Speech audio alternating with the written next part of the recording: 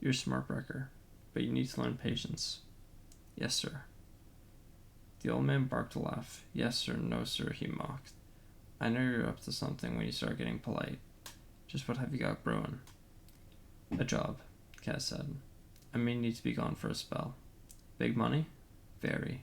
Big risk? That too. But you'll get your 20%. Don't make any major moves without my say-so. Understood? Kaz must have nodded, because Pascal leaned back in his chair and took a sip of lager. Are we to be very rich? Rich as saints and crowns of gold. The old man snorted. As long as I don't have to live like one. I'll talk to Pym, Kaz said. He can pick up the slack while I'm gone. Inej frowned. Just where was Kaz going? He hadn't mentioned any big job to her. And why Pym? The thought shamed her a bit. She could almost see her father's voice, so eager to be the queen of thieves, Inej. It was one thing to do her job and do it well. It was quite another to want to succeed at it. She didn't want a permanent place with the dregs. She wanted to pay off her debts and be free of Ketterdam forever.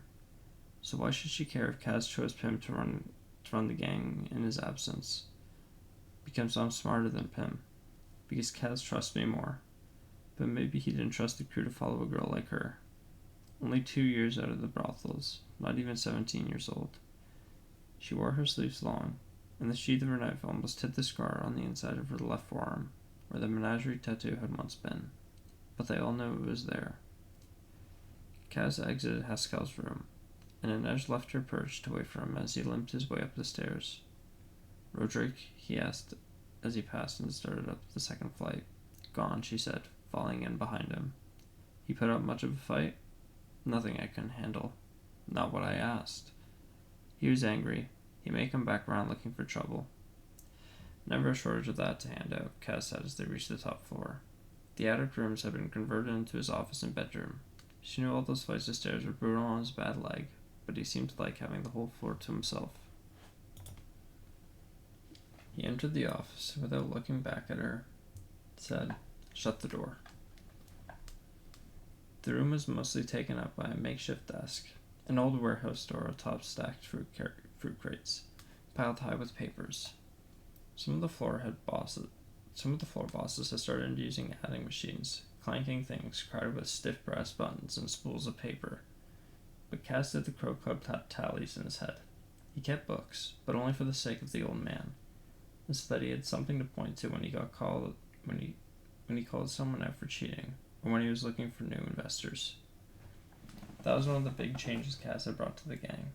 He'd give ordinary shopkeepers and legitimate businessmen the chance to buy shares in the Crow Club.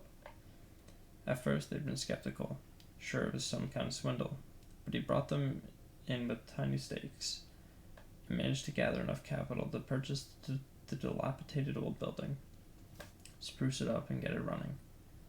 It had been paid back big for those early investors, or so the story went. Inej could never be sure which stories about Kaz were true and which ones were rumors. He planted to serve his own ends. For all she knew, he'd conned some poor honest trader out of his life savings to make the Crow Club thrive. I got a job for you, Kaz said as he flipped through the previous day's figures. Each sheet would go into his memory with barely a glance. What would you say to 4 million Kruger? Money like that is more like a curse than a gift. My little Sully idealist. All you need is a full belly and an open road, he said, the mockery clear in his voice. And an easy heart, Kaz. That was the difficult part.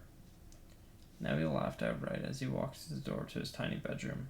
No hopes of that. I'd rather have the cash. Do you want the money or not? You're not in the business of giving gifts. What's the job? An impossible job. Near certain death. Terrible odds. But should we scrape it? He paused, fingers on the buttons of his waistcoat, his look distant, almost dreamy. It was rare that she heard such excitement in his raspy voice. Should we scrape it? She prompted. He grinning at her, his smile sudden and jarring as a thunderclap, his eyes the near black of bitter coffee. We'll be kings and queens, Inej. Kings and queens. She said uncommittally. pretending to examine one of her knives, determined to ignore that grin.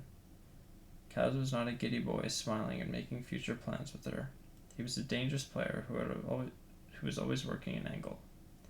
Always, she reminded herself firmly. Inej kept her eyes averted, shuffling a stack of papers into a pile on the desk as Kaz stripped out his vest and shirt. She wasn't sure if she was flattered or insulted that he didn't seem to give a second thought to her presence. "How long will we be gone?" she asked, darting a glance at him through the open doorway. He was corded, muscle scars, but only 2 tattoos. The Dreg's crow, and a cup on his forearm, and above it, a black R on his bicep. She never asked him what it meant. It was his hands that drew her attention as she shocked off his leather gloves and dipped the cloth in the wash basin.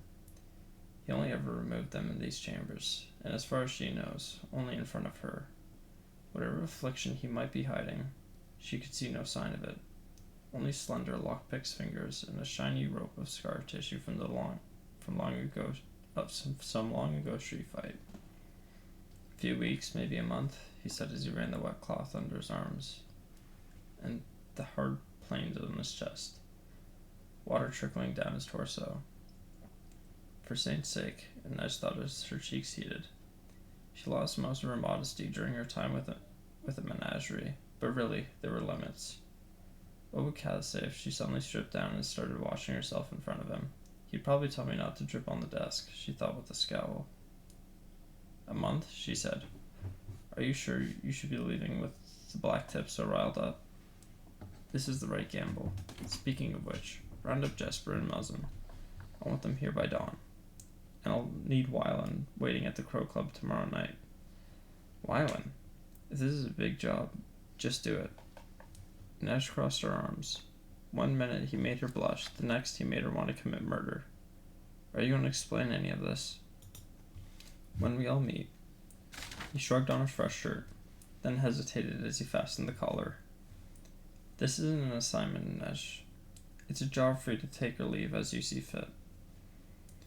An alarm bell rang inside her. She endangered herself every day on the streets of the Barrel. She'd murdered for the Dregs, stolen, brought down bad men and good. And Kaz had never hinted that any of the assignments were less than a command to be obeyed. This was the price she'd agreed when Parascal had purchased her contract and liberated her from the menagerie. So what was different about this job?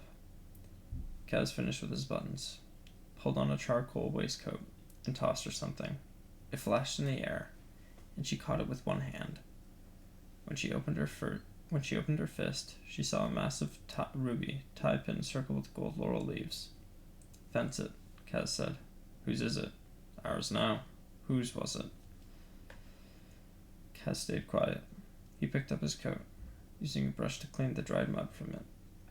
"Someone who should have thought before you had me jumped." "Jumped? You heard me. Someone got the drop on you." He looked at her and nodded once, a knee shaking through her, and twisted into an anxious rustling coil. No one got the best of Kaz. He was the toughest, scariest thing walking the alleys of the Barrel. She relied on it. So did he. "It won't happen again," he promised. Kaz pulled on a clean pair of gloves, snapped up his walking stick, and headed out the door. "I'll be back in a few hours. Move the Dick Pal." We lifted him from Van Eyck's house into the vault. "I think it's rolled up under my bed." "Oh, and put an order for a new hat." "Please." Kaz heaved a sigh as he braced himself for 3 painful flights of stairs. He looked over his shoulder and said, "Please, my darling Inej, treasure of my heart, won't you do me the honor of acquiring me a new hat?" Inej cast a meaningful glance at his cane. "Have a long trip down," she said, then leaped onto the banister, sliding from one flight to the next, slick as butter in a pan.